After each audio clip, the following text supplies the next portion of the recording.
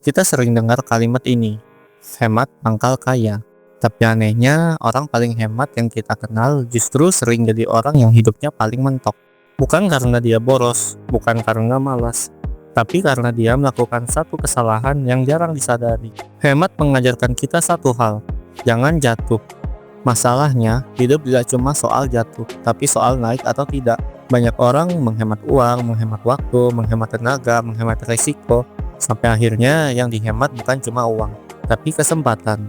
Mereka tidak mau keluar sedikit pun untuk belajar, tidak mau rugi kecil untuk mencoba, tidak mau salah karena takut makin jauh dari aman. Padahal dunia tidak menghukum orang yang mencoba, dunia menghukum orang yang diam terlalu lama. Di kota, biaya hidup naik pelan-pelan, harga makanan naik, sewa naik, transport naik, tapi gaji sering berhenti di tempat.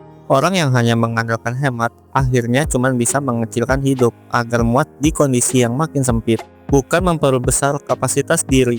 Hemat sering disalahpahami sebagai kebijaksanaan, padahal seringkali itu hanya rasa takut yang disamarkan. Takut rugi, takut gagal, takut salah langkah. Dan ironisnya, ketakutan itu justru membuat orang kehilangan jauh lebih banyak dalam jangka panjang. Hemat tetap penting, tapi harus punya arah. Ada 3 hal yang tidak boleh kamu hemat berlebihan. Pertama, ilmu. Ilmu tidak selalu langsung menghasilkan uang, tapi selalu memperbesar peluang.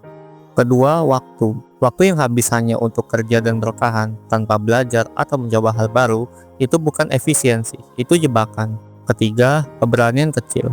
Bukan nekat besar, tapi langkah kecil yang terasa tidak aman, namun masuk akal.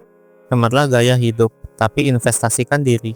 Hemat tidak salah, tapi kalau seluruh hidup hanya dihabiskan untuk menghindari rugi kecil, kita akan menghilangkan kesempatan besar.